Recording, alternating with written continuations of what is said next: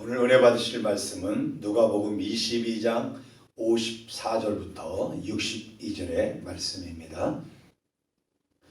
예수를 잡아 끌고 대제사장의 집으로 들어갈새 베드로가 멀찍이 따라가니라. 사람들이 뜰 가운데 불을 피우고 함께 앉았는지라. 베드로도 그 가운데 앉았더니 한 여종이 베드로의 불빛을 향하여 앉은 것을 보고 주목하여 이르되 이 사람도 그와 함께 있었느니라 하니, 베드로가 부인하여 이르되 이 여자여 내가 그를 알지 못하노라 하더라. 조금 후에 다른 사람이 보고 이르되 너도 그 도당이라 하거늘 베드로가 이르되 이 사람아 나는 아니로라 하더라. 한 시간쯤 있다가 또 한 사람이 장담하여 이르되 이는 갈릴리 사람이니 참으로 그와 함께 있었느니라. 베드로가 이르되 이 사람아 나는 네가 하는 말을 알지 못하노라 하고 아직 말하고 있을 때에 닭이 곧 울더라. 주께서 돌이켜 베드로를 보시니 베드로가 주의 말씀 곧 오늘 닭 울기 전에 내가 3번 나를 부인하리라 하심이 생각나서 밖에 나가서 심히 통곡하니라. 아멘. 오늘 보면 누가복음 22장 62절에 보면 밖에 나가서 심히 통곡하니라 라는 말씀이 있습니다. 베드로가 심히 통곡하는 장면이 나옵니다. 베드로가 왜 울었을까요? 누가복음 22장 61절에 주께서 돌이켜 베드로를 보시니 베드로가 주의 말씀 곧 오늘 닭 울기 전에 내가 3번 나를 부인하리라 하심이 생각나서, 예수님이 자신에게 오늘 밤 닭 울기 전에 내가 3번 나를 부인하리라 말씀하셨었는데 자신이 닭 울기 전에 3번이나 예수님을 부인한 사실 때문에 심히 통곡하고 있는 것입니다. 주여 내가 주와 함께 오게도 가고 중내도 가기를 각오하였습니다. 이렇게 큰 소리 쳤었는데 예수님의 말씀대로 자신이 예수님을 3번이나 부인한 것 때문에 베드로는 자기 자신이 한심스러워서 견딜 수 없는 자괴감에 빠져 심히 통곡한 것입니다. 큰 소리 쳤었는데 너무나 형편없이 무너지는 자신을 보면서 얼마나 힘들었으면 통곡했을까요? 오늘 예배하는 여러분 혹시 자괴감에 빠져 심히 통곡했던 적이 있습니까? 지난 몇 주 전 저는 응급실로 한 중환자실에 있는 3사람을 위해 기도하는 시간이 있었는데 자괴감에 많이 슬펐습니다. 한 분은 후배 목사님이셨는데 뇌출혈로 48에 2월 13일 결국 소천했고, 한 분은 전도사님이셨는데 지난 3월 13일 며칠 전 하나님의 불을 받아 어제 14일에 화장을 했습니다. 그리고 한 분은 지금 40대인데 암과 사투 중에 있습니다. 그때 저는 3분의 생사를 놓고 기도하다가 오히려 제 자신에 대한 자괴감에 울었습니다. 지치고 상한 내 영혼을 주여 받아주소서. 내가 주께로 지금 가오니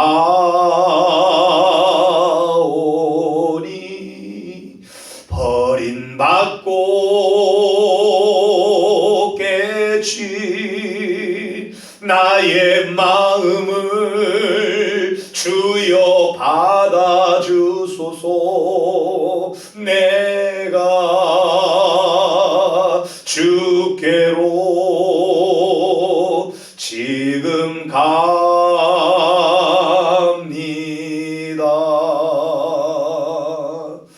험한 세상에 날 혼자 있게 마시고 오 주여 나를 인도하소서. 거친 비바람 불어올 때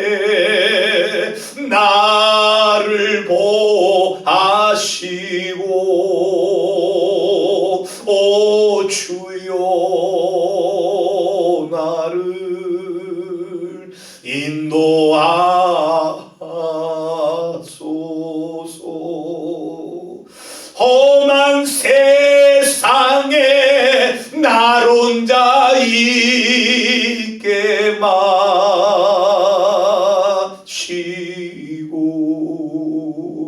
오 주여 나를 인도하소서. 거친 비바람 불어올 때 나를 보하시고, 오 주여 나를 인도하소서.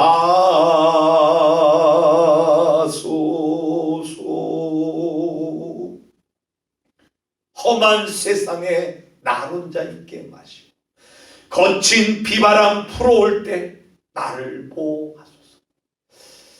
이 구절에서 그렇게 제가 눈물이 쏟아지더라고요. 1991년 신학을 졸업하고 93년에 11월 11일 오전 11시 시천에서 처음 가족 한돌 된 우리 둘째 아이까지 넷이서 개척을 해서 시작해서 지금까지 약 27년 오직 목회를 위해 달린다고 달려왔는데, 문득 지금 내 모습이 주관자 세일에 있는 세 사람과 다를 바가 없다는 생각이 들었습니다. 남들처럼 번듯한 목회도 못하고 있는 나 자신이 너무나 초라해 보였습니다. 저들은 육체적으로 중환자실에 가 있지만 나는 영적 중환자실의 상태에, 영적 중환자 상태에 있는 것이 아닌가 생각했습니다. 아무것도 할 수 없는 저들의 모습이 목회를 위해 어떻게 해야 할지 무능에 빠진 제 모습과도 같았습니다. 그래서 울며 외쳤던 것입니다. 험한 세상에 날 혼자 있게 마시고.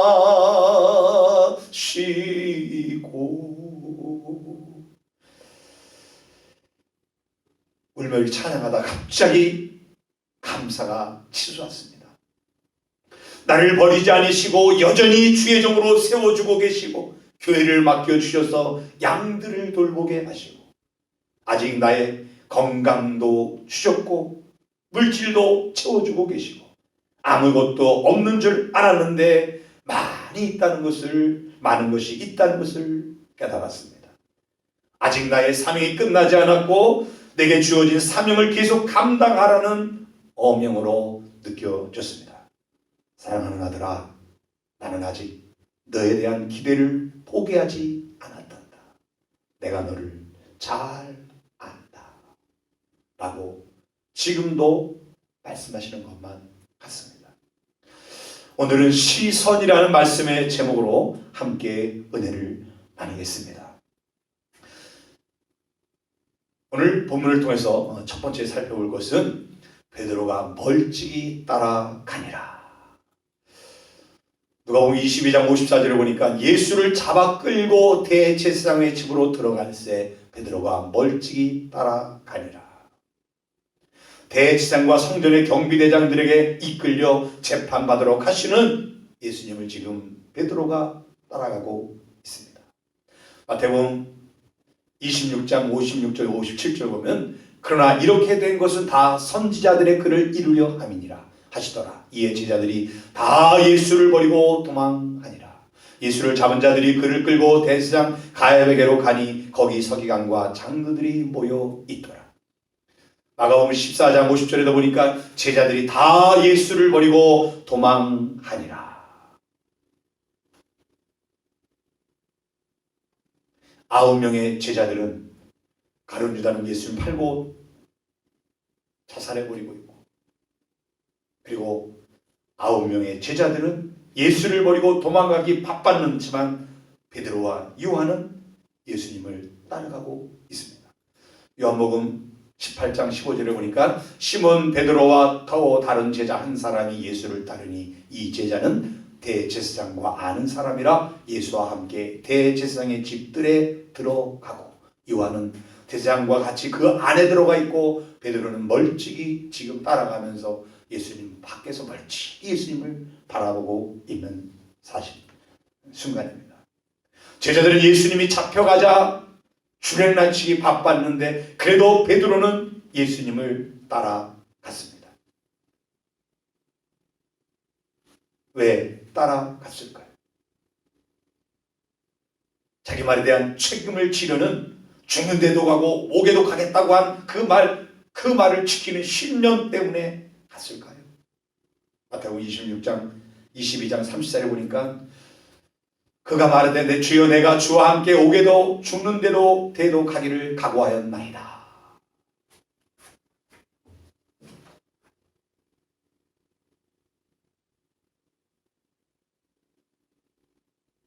이렇게 신념 때문에 지금 예수님을 베드로가 따라가고 있을까요? 그럴 수도 있습니다. 그런데 결말이 어떻게 끝나는지 보려고 갔다고 성경은 말하고 있습니다. 마태복음 26장 58절에 보니까 베드로가 멀찍이 예수를 따라 대제사장의 집들에까지 가서 그 결말을 보려고 안에 들어가 하인들과 함께 앉아 있더라. 어떻게 예수님이 되시는지 그 마지막 결말을 보려고 지금 베드로가 예수님 멀찍이 따라서 지금 예수님 재판받는 장소까지 왔습니다. 우리가 이 신앙생활은 신념 가지고 되는 것이 아니더라고요. 죽는 데도 가겠다, 옥에도 가겠다, 이렇게 그런 신념, 그것이 우리의 신앙을 지켜주지 못하더라는 겁니다. 지난주 금요일에 남양주시 문화부에서 전화가 또 왔습니다. 목사님, 이번 주에도 계속 예배 드리실 생각이신가요? 예, 드릴 생각입니다. 아예 어쩌면 이번 주에 저희 문화부에서 예배 때 방문할지도 모르겠습니다. 예, 알겠습니다. 전화를 끊고 나서 여러 가지 생각이 들더라고요. 우리 교회는 참석 성도가 많지 않아서 그래도 덜하지만 100명, 1000명, 10,000명 이상 모이는 이런 대형 교회들은 심리적으로 큰 부담을 느끼겠구나. 마침 어제 토요일 저녁 근처에 있는 주양교회를 지나가는데 목사님 찬송 소리가 들려서 살짝 들여다보았으니 성도 한 명과 반주자가 참석해서 영상 예배를 놓게 하고 있었습니다. 주양교회는 100여 명의 성도가 모이는 교회인데 교회 정문에는 모든 예배는 폐쇄합니다라고 붙여져 있었습니다. 성도 중에 코로나19 성도들이 확진자가 생기면 어떻게 할까 하는 걱정이 되어서 중단했을 것입니다. 저녁 7시쯤 되었는데 배드민턴 회원 중에 한 분이 갑자기 카톡이 왔습니다. 목사님, 당분간 예배는 중지하시는 것이 좋을 듯 합니다. 세계적으로 확산 중이어서 걱정입니다. 카톡이 왔어요. 참 희한한 일입니다. 1층 카페에 20-30명이 매일 커피를 마셔도 영업 정지를 안 하고 점심때면 이 건물에 있는 여러 식당들이 사람이 가득 차서 식사를 하고 있고 마스크도 안 쓰고 먹더라고요. 짠이라는 식당은 보니까 밤 10시까지 여러 명이 술을 마시고 있더라고요. 노래방 가서는 춤추는지 신나서 노래방 소리가 들리고 있고, 왜 세상에 음식점이나 카페나 모든 데 다 하고 있는데 왜 교회는 회사하고 예배를 중단해야 할까요? 베드로가 죽는데도 가겠다고 큰 소리 쳤지만 막상 위험이 다가오자 예수님을 부인하고 말았습니다. 베드로만 그런 걸까요? 이미 도망쳐버린 9명의 제자도 있습니다. 그래도 베드로는 멀찍이라도 예수님을 따라갔고 또 그 자리에 있는 용기 있던 사람이었습니다. 어떤 결말이 나는지 보기에 베드로는 끝까지 따라가고 있습니다. 사랑하는 신광교회 가족 여러분, 우리들은 주님을 위해 살겠다고 이미 결단하고 지금까지 믿음의 길을 달려왔습니다. 때때로 베드로처럼 넘어지기도 하고 쓰러지기도 했을 것입니다. 그럼에도 베드로가 결말을 보기 위해 예수님을 따라갔듯이 우리 인생의 종착역에 다다를 때까지 믿음의 경주를 중단하지 않으시기를 축원합니다. 사도 바울이 자신의 죽음을 앞두고 고백한 말씀 디모데후서 4장 6절 8절의 말씀이 있습니다. 전제와 같이 내가 벌써 부어지고 나의 떠날 기약이 가까웠도다. 나는 선한 싸움을 싸우고 나의 달려갈 길을 마치고 믿음을 지켰으니 이제 후로는 나를 위하여 의의 면류관이 예비되었으므로 주 곧 의로우신 재판장이 그날에 내게 주실 것이며 내게만 아니라 나의 나타나심을 사모하는 모든 자에게도 니라. 다 도망가고 변절해도 저와 여러분은 믿음의 경주를 경주하기에 끝까지 경주를 마치시기를 예수님의 이름으로 축원합니다. 두 번째로 볼 것은요, 1시간쯤 있다가라는 말씀을 생각해 보겠습니다. 예수님의 재판이 계속 진행 중입니다. 베드로는 벌써 두 번째 예수님의 제자라는 말을 들었고 모른다고 부인했습니다. 그런 후 1시간이 지난 것입니다. 여전히 베드로는 그 자리에서 떠나지 않고 있습니다. 누가복음 22장 59절 60절을 보면 1시간쯤 있다가 또 한 사람이 장담하여 이르되 이는 갈릴리 사람이니 참으로 그와 함께 있었느니라. 베드로가 이르되 이 사람아 나는 내가 하는 말을 알지 못하노라고 아직 말할 때 닭이 곧 울더라. 1시간쯤 지났는데 여전히 베드로는 그 자리에 있는 것을 봅니다. 결국 베드로는 예수님을 3번째 부인했습니다. 이런 생각을 해봤습니다. 1시간 동안 미련스럽게 그 자리에 있지 말고 잠깐 자리를 피했다가 요한에게 결과를 들었으면 어땠을까? 예수님 가까이에서 지켜보고 있는 요한이 결과를 가져다 주면 될 텐데 왜 미련스럽게 그랬을까? 그렇다면 예수님을 3번 부인하지 않았을 텐데. 베드로가 미련한 사람이라서 그 자리에 버티고 있을까요? 자리를 피하는 것이 더 지혜로운 방법이었을까요? 이런저런 생각을 해볼 수 있겠지만 저는 베드로가 1시간 동안 그 자리에 있었다는 사실에 큰 박수를 주고 싶습니다. 그곳에 있어서 또다시 예수님을 부인하게 되었지만 그랬기 때문에 그의 인생이 변화되었기 때문입니다. 가시방석 같은 그 자리에서 1시간을 버티고 있는 베드로의 심장이 얼마나 크게 박동했을까요? 쿵쿵쿵 했을 겁니다. 아주 큰 소리로 요동치고 있었을 것이. 누군가 또다시 나에게 예수님의 제자라고 질문을 어떻게 하지 두리번거렸을지도 모릅니다. 그러면서 1시간을 그 자리에 있었다는 것에 저는 베드로를 칭찬하고 싶습니다. 사랑하는 신망교회 가족 여러분, 우리 교회가 이곳에서 예배드린 지 약 6년이 지났습니다. 오늘 이 자리에서 함께 예배한 여러분들이 참으로 귀하고 감사합니다.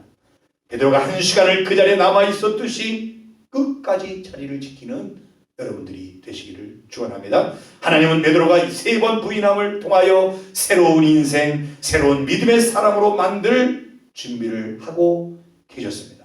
오늘 우리에게도 하나님의 귀한 섭리가 있는 줄 믿습니다. 잘하고 못하고의 문제가 아니라 하나님이 원하시는 그 자리에 있느냐가 중요합니다. 신명기 8장 2절 3절에 보면 내 하나님 여호와께서 이 40년 동안에 내게 광야길을 걷게 하신 것을 기억하라. 이는 너를 낮추시며 너를 시험하사 내 마음이 어떠한지 그 명령을 지키는지 지키지 않는지 알려 하시니라. 너를 낮추시며 너를 줄이게 하시며 또 너도 알지 못하며 내 조상들도 알지 못하던 만나를 내게 먹이신 것은 사람이 떡으로만 사는 것이 아니요 여호와의 입에서 나오는 모든 말씀으로 사는 줄을 내가 알게 하려 하심이니라.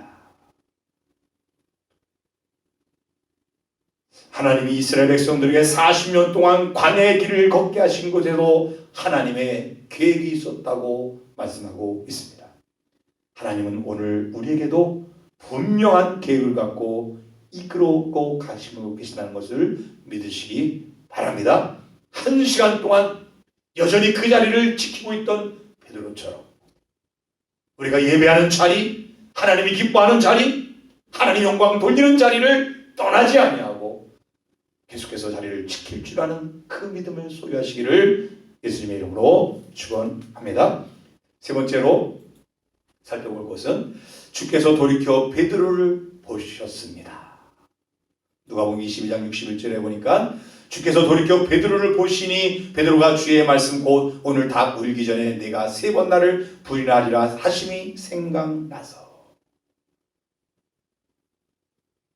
새벽연의 복음은 이렇게 말하고 있습니다. 주님께서 돌아서서 베드로를 똑바로 보셨습니다. 베드로는 주님께서 자기에게 오늘 닭 울기 전에 내가 3번 나를 모인다고 할 것이다 하신 그 말씀이 생각났습니다.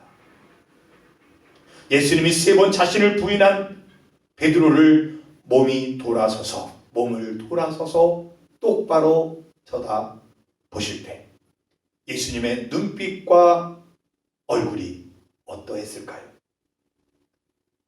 저는 이걸 한번 묵상해 보았습니다. 큰 소리 치더니 네 꼴이 뭐냐? 공의의 눈빛, 약간 정죄의 눈빛으로 바라보셨을까? 아니면 거봐라, 내가 한 말 기억하렴? 잘 부탁한다. 사랑의 눈빛, 여전히 기대하시는 눈빛으로 바라보셨을까요? 사람마다 생각이 다르겠지만 대부분 위 2가지 중 하나였을 것이라 생각합니다. 하나님을 공의 하나님 계명 말씀대로 살지 않으면 반드시 벌하시는 하나님으로 믿고 있는 사람들은 정죄의 눈빛으로 바라보시며 책망하실 것이라 생각할 것이고, 하나님을 한없이 사랑 많으시는 분으로 생각하시는 분들은 그럼에도 여전히 사랑하고 용서해 주실 것이라 생각할 것입니다. 저는 베드로를 바라보시는 예수님의 눈빛이 한없이 자비하신 사랑의 눈빛이었을 것이라 생각합니다. 예수님께서는 이미 모든 것을 알고 계셨습니다. 처음 베드로를 만났을 때부터 이미 베드로를 잘 알고 계셨습니다. 요한복음 1장 42절에 보니까 데리고 예수께로 오니 예수께서 모시고 이르시되 내가 요한의 아들 시몬이니 장차 게바라 하리라 하시니라. 게바는 번역하면 베드로라.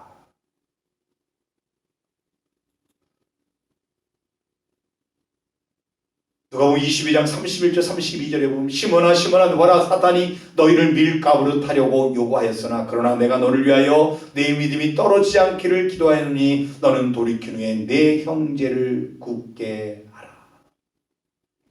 처음 베드로를 만났을 때부터 그의 이름을 베드로 반석이라고 만들어 주셨어요. 흔들리고 3번씩이나 부인하는 베드로가 무슨 반석입니까? 그런데 너는 반석이라는 거예요. 그래서 뭐랍니까? 사단이 너를 지금 밀가부로 타려고 너를 충동시켜서 너를 뭐 할 거라는 거예요? 나를 부인하게 만들 거라는 거예요. 그런데 내가 너를 위해서 믿음이 떨어지지 않도록 기도했는 것을 기억하라. 그리고 너는 돌이켜라. 부인했던 삶에서 그렇게 쉼없이 권력 앞에, 세상 앞에, 유혹 앞에, 충동 앞에 쓰러지는 내 그 믿음을 돌이켜서 굳건하게 되어 너희 형제들을 굳건히 하는 베드로 반석이 되라. 베드로는 예수님과 눈이 마주칠 때, 시선이 마주칠 때 예수님이 자기에게 주셨던 말씀, 돌이킨 후에는 네 형제를 굳게 하라. 돌이킨 게 뭡니까? 흔들리지 않은 믿음의 사람이 돼서. 그래, 지금은 내가 나를 부인하고 저주까지 하며 내가 예수를 알면 난 저주받을 것이다 그렇게 얘기까지 했지만은, 그러나 네가 다시 믿음에 굳건히 서고서는 내 형제들을 굳게 하라. 예수님의 이 시선이 마주쳤을 때 이 베드로가 어떻게 합니까? 심히 통곡을 합니다. 여러분, 성경은 하나님이 우리를 바라보고 계신다고 말씀하고 있습니다. 역대하 26장 9절에 보니까 여호와의 눈은 온 땅을 두루 감찰하사 전심으로 자기에게 향하는 자들을 위하여 능력을 베푸시나니. 잠언 15장 3절에도 여호와의 눈은 어디서든지 악인과 선인을 감찰하시느니라. 하나님은 두루 감찰하사 전심으로 자기에게 한 자를 지금도 바라보시다가 능력을 베풀어 주신다. 뭐 하는 사람에게? 하나님과 시선이 마주치는 사람, 사람에게 도움받으려고 사람 따라다니던 그런 시선을 하나님께로 돌이키고 하나님께 은혜를 구하는 사람들은 뭐 한다고요? 능력을 베풀어 주신다. 어디서든지 감찰하신다. 이 감찰이란 말은 뭡니까? 겉으로 드러나는 걸 보는 거 아니에요. 그것만이 아니라 속사람까지, 속생각까지, 어떤 생각을 갖고 있는 것까지도 다 하나님 뭐하고요? 보시면서 우리에게 능력을 베풀어 주신다. 다시 말해서 우리에 있는 겉모습의 신앙이 아니라, 겉모습의 믿음이 아니라 정말 내 속에 있는 믿음이 어떤지를 보시고 우리에게 능력을 베풀어 주시는 하나님. 누가복음 20장 60절 61절 보니까 베드로가 이르되 이 사람아 나는 내가 하는 말을 알지 못하노라 하고 라고 아직 말하고 있을 때 닭이 곧 울더라. 주께서 돌이켜 베드로를 보시니 베드로가 주의 말씀 곧 오늘 닭 울기 전에 내가 3번 나를 부인하라 하심이 생각나서. 베드로는 부인합니다. 닭은 콧고백하고 울었습니다. 예수님이 돌이켜 보는데 베드로도 부끄러워 예수님을, 닭 울음소리를 통해서 부끄러워 예수님을 바라봅니다. 왜요? 생각났어요. 3번 부인하리라는 말씀이 이제서야 생각이 났어요. 우리가 왜 죄 가운데 쓰러지고 삽니까? 말씀이 생각나지 않아서 그래요. 세상 속에 살 동안에 세상에 파묻혀서 살다 보면 말씀이 생각나지 않는 거예요. 너무 힘들고 어려워도 말씀이 생각나지 않고, 너무 잘 나가고 재밌어도 말씀이 생각나지 않고, 두려움에 떨면은 말씀이 생각나지 않는 거예요. 베드로가 2번씩이나 예수 부인할 때, 아니 마지막 3번 닭 울음소리 듣기 전까지 예수님이 말씀하셨던 3번 내가 나를 부인할 것이다, 그 말씀이 기억나지 않았다는 거예요.